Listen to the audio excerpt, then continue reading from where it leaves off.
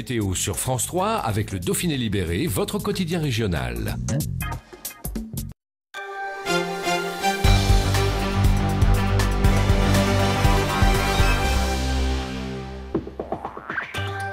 Bonjour à tous et bienvenue dans le Journal des Alpes. Au sommaire ce midi, la remise en liberté de la veuve noire de l'Isère, Manuela González, condamnée pour le meurtre de son dernier mari. Elle a été libérée pour vice de procédure.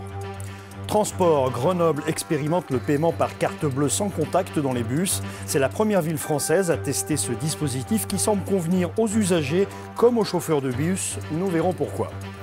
Et puis c'est comme si le dernier jour de l'été basculait vers l'automne. Le soleil aura du mal à percer cet après-midi. Température de 16 à 22 degrés en pleine. La pluie et la neige sont annoncées dans la soirée et la nuit. Manuela González a donc été libérée hier par la Cour d'appel de Grenoble. En détention provisoire depuis 2010, celle qu'on avait surnommée la veuve noire de l'Isère avait été condamnée pour le meurtre de son dernier mari, dans des conditions rappelant étrangement l'intoxication de 4 autres de ses compagnons. Aurélie Massé. C'est un vice de procédure qui a finalement conduit à la libération de Manuela González. Condamnée à 30 ans de réclusion en avril 2014, la quinquagénaire avait fait appel de ce jugement, puis demandé l'été dernier sa libération. Une demande examinée seulement jeudi dernier. Le procès en appel n'étant toujours pas fixé, la chambre de l'instruction a alors considéré que le délai raisonnable n'était pas respecté. Une victoire pour Maître Gallo, l'avocat de la défense. C'est une surprise, oui et non. C'est une surprise parce que le délai raisonnable, je l'ai invoqué d'ores et déjà à plusieurs reprises avant cette décision. Mais néanmoins, si on se réfère à la jurisprudence de la Cour européenne, ce n'est pas une surprise, c'est la juste application de cette jurisprudence. Le parquet général examine à présent la possibilité de se pourvoir en cassation. 5 ans et 3 mois après son placement en détention provisoire, Manuela González a donc recouvré sa liberté, mais reste sous contrôle judiciaire en attendant son procès en appel. Un procès qui pourrait au mieux se dérouler au cours de la deuxième moitié de l'année 2016, devant les assises de la Drôme à Valence. Justice toujours, 3 hommes ont été interpellés ce matin par la police judiciaire de Grenoble. Ils ont été placés en garde à vue dans le cadre de l'enquête sur le meurtre d'un jeune homme. C'était en fin de semaine dernière dans le quartier Tesser de la ville. Et puis un accident de la circulation impliquant 2 voitures et un bus de ramassage scolaire s'est produit ce matin sur la départementale 520 près de la commune de Chabon, en Isère. 3 personnes ont été légèrement blessées.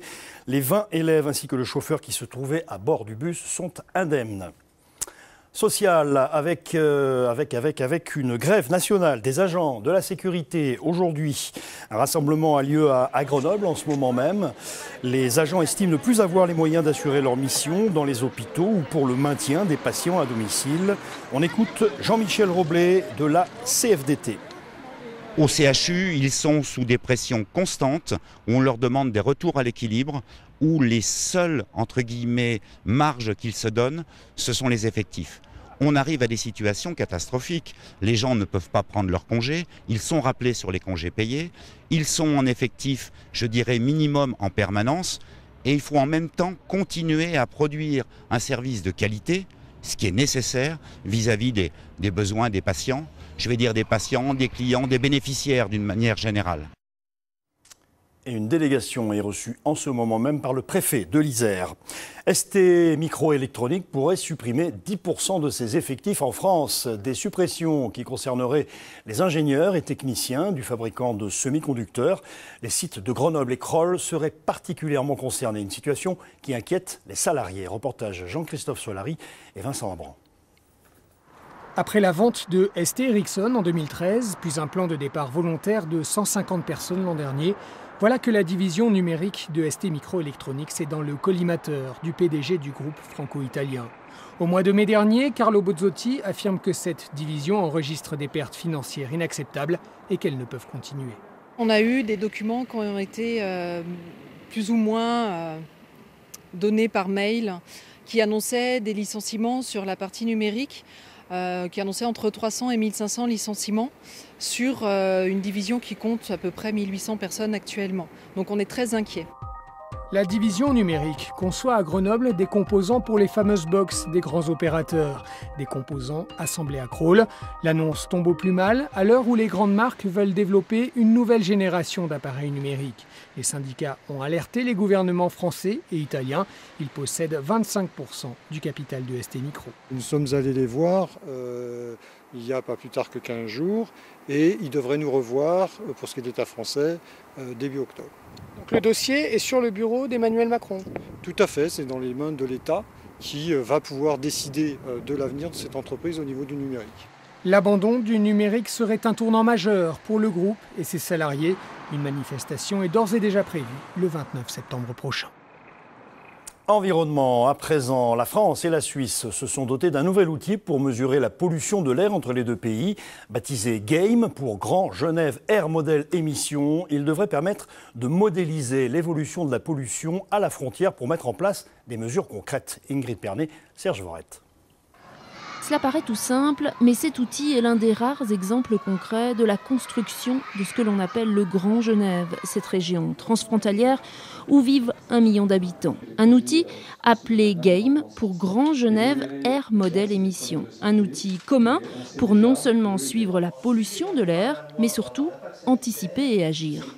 Cet outil va nous aider à calibrer, à faire les bons choix en matière d'aménagement du territoire ou d'infrastructures de transport en mesurant l'impact de ces évolutions sur la qualité de l'air. Hier, les normes, tout comme les stratégies, étaient différentes d'un côté ou de l'autre de la frontière. Aujourd'hui, le pari est osé. Il s'agit d'harmoniser les politiques avec des exemples concrets. Comme la semi-gratuité des transports publics à Genève, qui pourrait être un exemple pour la région française, la baisse de certaines vitesses, comme dans la région de Grenoble, où on préconise de baisser à 30 km/h dans les agglomérations, pendant les pics de pollution, 50 km/h sur les grands axes. Eh bien, on passe aussi par les projets de loi à Genève, qui préconisent ce genre de mesures. Les experts d'Air Rhône-Alpes et des cantons de Genève et de Vaud ont intensifié leur collaboration et ainsi établi un diagnostic de cette région frontière. On a l'impression que c'est Genève qui émet la pollution, mais vraiment beaucoup de choses se passent à l'échelle du Grand Genève. Il y a 2 fois plus de poussières qui sont émises sur le territoire français que sur le territoire suisse. Alors, quand on regarde la population, effectivement, la population elle est plus importante sur le territoire suisse, mais il y a 2 fois plus de poussières qui sont émises sur le territoire français que sur le territoire suisse, tout simplement parce qu'il y a des modes de chauffage collectif quand on est dans des zones urbanisées denses que l'on n'a pas sur les parties qui sont un peu plus rurales ou en tout cas périurbaines. Et là, la France a fait part de son expérience et de son travail engagé dans la vallée de l'Arve, tout proche. Pour ce qui est des normes communes, ce sont les valeurs de l'OMS, les plus exigeantes, qui fédèrent désormais les 2 États. Manger bio, manger local, c'est l'idéal. Un slogan chic et pas cher pour une opération qui a lieu jusqu'au 27 septembre, un peu partout en France. Et pour en parler, nous recevons Maria Muillard en duplex de Chambéry. Bonjour. Bonjour. Alors en quoi ça consiste? C'est une nouvelle prise de conscience pour les consommateurs? C'est une prise de conscience qui est de plus en plus grande au fur et à mesure des années. C'est la 9e campagne nationale, donc manger bio et local c'est l'idéal.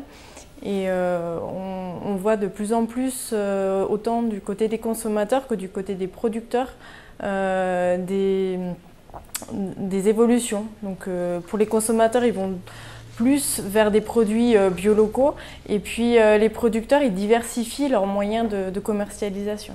Alors l'idée, c'est de rapprocher aussi les consommateurs des producteurs, encore plus, un pas de plus, l'un vers l'autre? Oui, c'est vraiment que cette idée cette semaine, c'est que les consommateurs ils puissent rencontrer les producteurs, leur poser vraiment les questions, se rendre compte qu'on a des producteurs bio à côté de chez soi et puis vraiment de pouvoir leur poser des questions. Qu'est-ce que c'est l'agriculture bio réellement? Parce que les produits bio, on en voit partout et on voit ce que c'est le logo bio, mais on ne sait pas forcément ce qui est derrière ce logo. Est-ce que les prix ne sont pas aussi encore un peu trop dissuasifs pour les consommateurs? Alors ça, c'est souvent une question qui revient. Il y a des raisons pour lesquelles les produits bio sont un peu plus chers. Il y a une économie d'échelle qui est moindre, c'est sûr. L'agriculture bio demande aussi plus de main-d'œuvre, donc dit plus de main-d'œuvre, dit plus de salariés qu'il faut payer, et donc ça augmente un petit peu les prix. Il y a un petit peu moins d'aide aussi. Et du coup, voilà, on a ça. Néanmoins, aujourd'hui, on sait qu'on peut manger des produits bio locaux sans surcoût, mais il faut changer un petit peu les habitudes en allant plus avec des producteurs à côté de chez soi, des producteurs bio locaux, en mangeant de saison, en évitant le gaspillage. Il y a des moyens en fait. Et pour les personnes qui sont intéressées par ceci, pour savoir comment on peut manger bio et pas trop cher, je les invite à aller voir notre site du défi Famille Alimentation Positive, sur lequel on accompagne les familles pour manger plus de produits bio locaux. Merci Madame d'avoir avec nous. Merci. L'opération se poursuit jusqu'au 27 septembre. Merci à vous. Après Londres, Grenoble est la première ville française à expérimenter le paiement par carte bleue sans contact dans les bus. Menée sur une des lignes les plus fréquentées du réseau, l'expérience va durer 1 an. Les premiers tests sont d'ores et déjà concluants pour les chauffeurs de bus comme pour les usagers. Aurélie Massé et Franck Serroni. Il s'appelle Paybill et avec lui, finit la pièce qui vous échappe lorsque le bus redémarre. Sélection d'un titre de transport, il suffit ensuite de présenter sa carte bleue à condition qu'elle soit équipée de la fonction paiement sans contact. Voilà, c'est la première fois que je l'utilise. Je dirais que c'est plus rapide. Voilà, ça évite de chercher sa monnaie. Bon, c'est assez rapide. La TAG a équipé 25 bus de ces boîtiers de paiement. Elle mène cette expérience sur la ligne la plus fréquentée du réseau, la ligne Chrono reliant Mélan à Grenoble. Le taux de voyageurs occasionnels y est important. C'est cette clientèle qui est ciblée. On a à peu près 13 000 voyages par jour, donc c'est une ligne vraiment à haute fréquentation, à haute fréquence comme je le disais, et ça va nous permettre vraiment de toucher un public occasionnel qui veut payer sans espèces et qui a besoin de faire des paiements rapides. Aucune perte de temps pour les usagers, mais le système présente aussi un gros avantage pour les conducteurs. Il réduit la manipulation des espèces. Ça nous libère un peu de cette contrainte. Et c'est un gain de temps, au moins on peut se consacrer plus à la conduite qu'à vendre des tickets, quoi. Le test va durer 1 an. S'il s'avère concluant, le paiement sans contact sera étendu à l'ensemble du réseau des transports de l'agglomération grenobloise. Après avoir obtenu une 3e étoile dans la dernière édition du Guide Michelin, les Savoyards René et Maxime Meyer ont été sacrés par leur père, chef de l'année 2015. Une nouvelle consécration pour leur restaurant, La Bouite, perché sur les hauteurs de Saint-Martin-de-Belleville. Les détails sur notre site alpes.france3.fr. À la veille de l'automne, les refuges ferment petit à petit. Une fermeture à la saveur particulière pour le gardien du refuge du Folies, au-dessus de Samoins, en Haute-Savoie. En effet, il part à la retraite après 39 ans de bons et loyaux services, comme on dit. Françoise Gay, Dominique Semet. Depuis presque 40 ans, monter au refuge du Folies, au-dessus de la vallée de l'Arve et du Gifre, c'est retrouver Jean, son fidèle gardien. Le refuge et Jean, une longue histoire d'amour, écrite complètement par hasard. Premier et seul refuge que j'ai gardé. Je faisais du delta et un copain en delta m'avait dit qu'un refuge était en construction à Samoins. Donc dès le lendemain, je suis monté, c'était le 5 septembre 1975, puis ça a marché. À l'origine, c'était un petit chalet en bois. 2 avalanches plus tard, le bâtiment est reconstruit, plus grand, plus haut, à 1600 mètres contre la paroi. En 2001, le refuge s'agrandit, gagne en confort, douche, petite chambre. La clientèle change, moins d'alpinistes, plus de randonneurs. Le gardien s'adapte. Je ne suis pas contre, c'est normal, hein, la société a évolué. En bas, on a plus de confort chez nous. Quand j'étais gamin, ma mère, elle nous donnait un bain par semaine à la maison. Maintenant, on n'imagine pas de ne pas prendre une douche tous les jours. Donc tout a changé. Il faut peut-être faire attention à ne pas aller trop loin quand même. Salade du potager, petits plats mijotés. Aujourd'hui, Jean et son équipe passent la moitié de leur temps dans la cuisine. Au départ, ils savaient à peine faire une omelette. À l'époque, on faisait, dans un refuge, on faisait des soupes en sachet, on faisait des omelettes, on faisait des plats vraiment simples, des purées mousselines, des choses comme ça. On imaginerait plus faire la même chose. Les gens, s'ils prennent une demi-pension en refuge, c'est pour avoir une restauration d'une certaine qualité. Décennie après décennie, le paysage, lui aussi devant le refuge, évolue. On était au milieu d'un alpage, il n'y avait pas un arbre du tout. Et en 40 ans, oui, la forêt est montée d'au moins 200 à 300 mètres. Autrefois, on avait la neige autour du refuge jusqu'à début juin. Et maintenant, de plus en plus, à début mai, il n'y a plus de neige du tout. Refuge du Feuilly, bonjour. En mai prochain, après la trêve hivernale, ce n'est plus Jean qui répondra au téléphone. À 63 ans, après 39 années dans ce petit coin de montagne, le gardien passe le flambeau, la larme à l'œil, mais la tête pleine de projets. J'ai passé des années et des années à regarder les gens partir en montagne, à ce que ça me fasse envie. Donc j'ai plein de projets en montagne ailleurs. Et puis aller voir d'autres refuges. Mais avant de tourner pour la dernière fois la clé de son refuge, Jean restera là-haut jusqu'au 4 octobre. Sport enfin, avec une nouvelle saison en vue pour le Chambéry Savoie Handball qui entame sa 18e saison d'affilée au plus haut niveau. Cette année encore, le PSG, son budget colossal et ses stars mondiales devraient écraser le championnat. La donne a changé et la période est révolue où le club savoyard luttait pour le titre face à son éternel rival. Frédéric Lefrançois, Grégory Lespinasse pour les images. Pendant longtemps, le championnat de France de handball se résumait à un mano à mano Chambéry-Montpellier. Mais depuis 3 ans, les choses se sont compliquées, surtout pour les Savoyards. Les places fortes du hand se sont multipliées, la concurrence est plus forte et plus dense. Du coup, les ambitions en début de saison sont plus mesurées. En toute honnêteté, je ne me bats pas pour être champion aujourd'hui. Je crois qu'il faut avoir la justesse de dire, de constater l'effectif que l'on a et de pouvoir se battre avec nos armes. Voilà, et on doit se situer. Voilà, j'ai vu qu'on a été pronostiqué 6e du championnat, donc on va essayer de déjouer les pronostics. Pour faire mentir les pronostics, Chambéry pourra s'appuyer sur un groupe très peu modifié par rapport à l'exercice précédent. Chambé n'a pas fait de folie à l'intersaison.